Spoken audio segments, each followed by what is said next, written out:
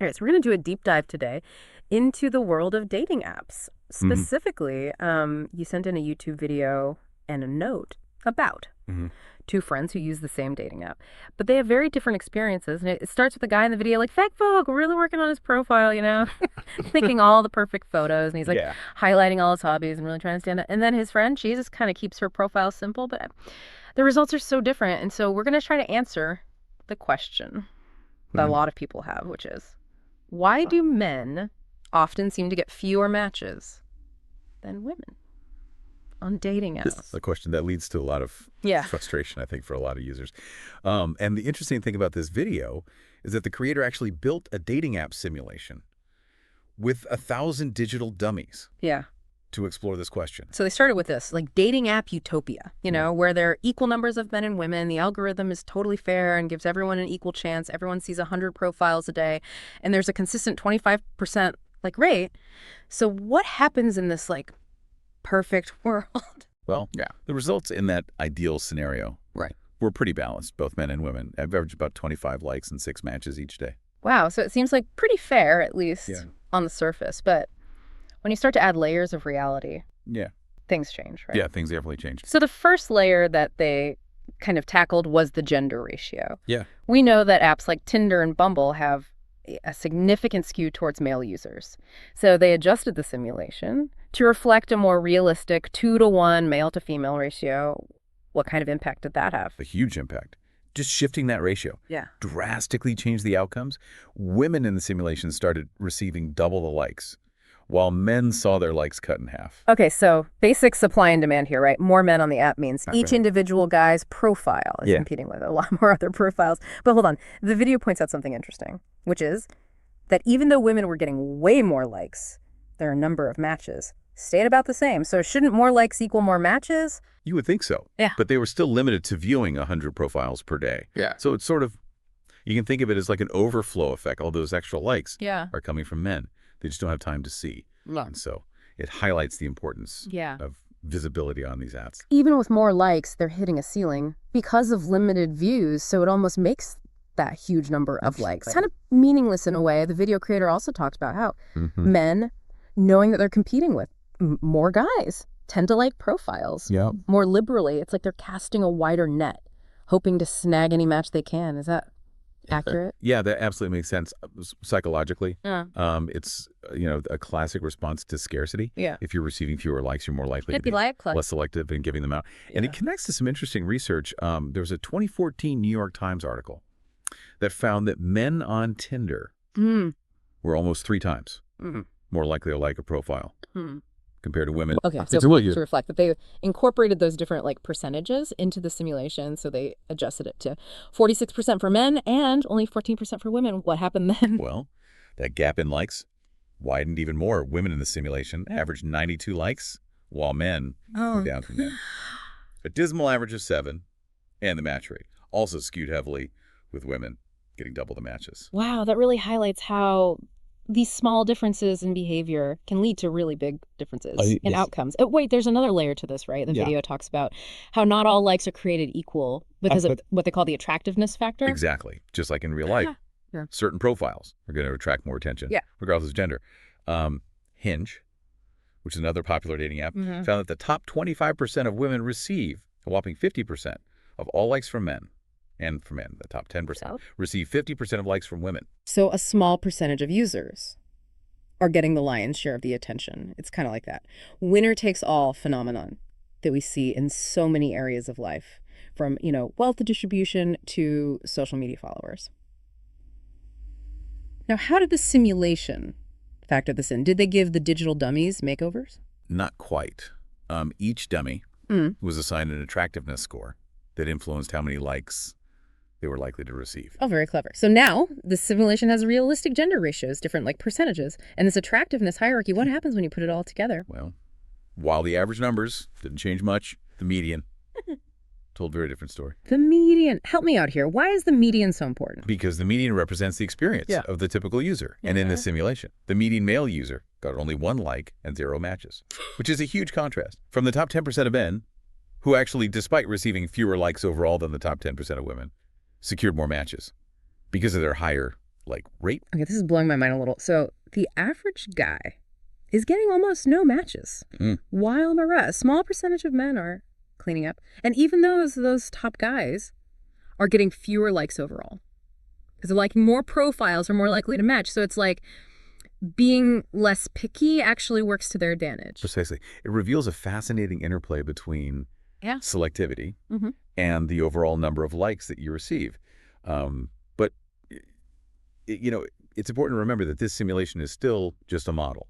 Yeah. It has limitations. It can't perfectly replicate the complexity of real-world dating. Right. We have to keep that in mind. It's using fixed profile views. It doesn't account for things like premium features. But even with those limitations, it has given us some really incredible insight into the forces that play in this dating app landscape, wouldn't you say? Absolutely. And you're right to point out the limitations. Real-world dating is messy. It's unpredictable. Yeah. And it involves, emotions and behaviors that are difficult to fully capture in a simulation. Right. Yeah, before we get into the psychological and societal aspects of all of this, which I'm really dying to do, I think it's important to remember that despite all these complexities, dating apps do work for a lot of people. That's such a critical point. Yeah.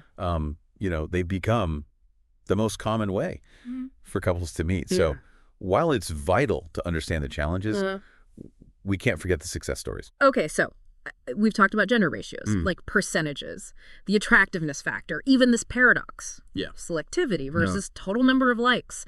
What else did this simulation reveal? What other surprises are in store for us? Well, this simulation, it isn't just about numbers and ratios. Yeah. What's really fascinating is how it connects to the psychology of dating app use. Okay, yeah, this is where it gets really interesting. Yeah. Let's dive into that. So, the simulation highlighted how these skewed dynamics, especially for men, can really impact self-esteem. And create kind of a distorted view of dating. So imagine being that median male user. You put yourself out there and you only receive one like and no matches. It's a subnat. You can see how that could be really discouraging. Yeah, it can feel like a very personal rejection, even though it's really just an algorithm at play. Exactly. And it's not just about the lack of matches. It's about the potential for comparison and, the feeling of inadequacy that can arise when you see a small percentage of users receiving the majority of the attention. Yeah, it plays into all of our insecurities. Yeah. It makes us question our attractiveness, our worth. Absolutely. And for women, this overflow of attention can be overwhelming and even lead to negative experiences. Right. It creates a situation where, they may feel pressure to be more selective, potentially missing out on genuine connections because they're just inundated with options. So it's not just about the numbers. It's about the emotional toll that these dynamics can take on both men and women. Precisely. Yeah. And it raises questions about how these apps might be shaping our perceptions of dating and relationships in the long term. Are we becoming too focused on superficial factors? Instant gratification? Are we losing sight of the nuances of real-world connection? It's like we're being conditioned to prioritize a certain type of profile, a certain set of criteria that may not necessarily align with what we truly value in a partner. Yeah. And, it's interesting. The simulation also kind of inadvertently revealed another fascinating insight. You remember how the top 10% of men, despite receiving fewer likes overall, actually ended up with more matches. Yeah, that was mind-blowing to me. The guys who are less picky actually end up with more matches. Right. It highlights a potential unintended consequence of this dynamic. Since men are more likely to cast a wider net by liking more profiles, those who are already perceived as attractive and receive a higher percentage of likes back are further advantaged. And this can create a feedback loop where a small group of users consistently benefit from the system. It's like a self-fulfilling prophecy. The more matches they get, the more confident they become, which in turn might make them even more attractive to others. And for those outside of this top tier, it can feel like an uphill battle. Absolutely. So I think a key takeaway here is that it's not just about understanding the numbers. It's about being aware of these psychological dynamics and how they might be influencing your own behavior and perceptions. Okay, so how do we reconcile all of this? We have this simulation showing us this reality of these apps, but we also know that they can be a valuable tool for finding connections. So what's the takeaway here? What should we be focusing on? I think awareness is crucial. Yeah. Understanding that these apps present the algorithms often skewed version of the dating landscape is essential. It's about not taking the results too personally. And recognizing that the algorithms are designed to keep you in, not necessarily find you a perfect match. Right. It's about remembering that these apps are just one avenue for connection, not the be-all and end-all of dating. Exactly. And it's about being mindful of the potential impact on your self-esteem. Don't let the number of likes or matches dictate your worth. Focus on building genuine connections, both online and offline. And remember that. Real relationships are built on shared values, interests, and compatibility, not just superficial factors. Right. It's so easy to get caught up in the game, but we have to remember that there are real people on the other side of those profiles. Absolutely. And, it's important to note that the simulation we've been discussing, while insightful, has its limitations. Right. It's a simplified model. Yeah. Doesn't account for all the complexities of real-world dating. Exactly. It doesn't consider things like the quality of interactions, the effort put into building rapport, or the countless other factors that contribute to forming a lasting connection. So it's important to use this simulation as a starting point for understanding these broader dynamics, but not to let it define your entire experience. Precisely. And, the world of dating apps is constantly evolving, and it's on us, the users, to shape that evolution. So how do we do that? How do we create a healthier, more balanced dating app ecosystem? That's the million-dollar question, right? We've seen the potential pitfalls, but these apps aren't going away anytime soon. So how do we make them work better? Just course correct a little bit. No. I think it starts with awareness. The more we understand the dynamics at play, the more informed choices we can make. We critical consumers of these platforms, recognizing their limitations and not letting them dictate our self-worth or our perceptions of dating. Not abandoning dating apps altogether, but using them with intention and a healthy dose of skepticism. Exactly. And perhaps it's time to kind of reevaluate what we prioritize on these apps, that maybe we need to move beyond superficial factors like photos and such, carefully crafted bios, and focus more on, shared values, interest, compatibility. The video creator actually touched on that in their conclusion. They suggested that maybe dating app algorithms could be redesigned to promote more meaningful connections, perhaps by prioritizing compatibility over just physical attractiveness. That's an intriguing idea. What if these apps actually helped us connect with people who share our values and goals, rather than just those who fit a certain aesthetic ideal?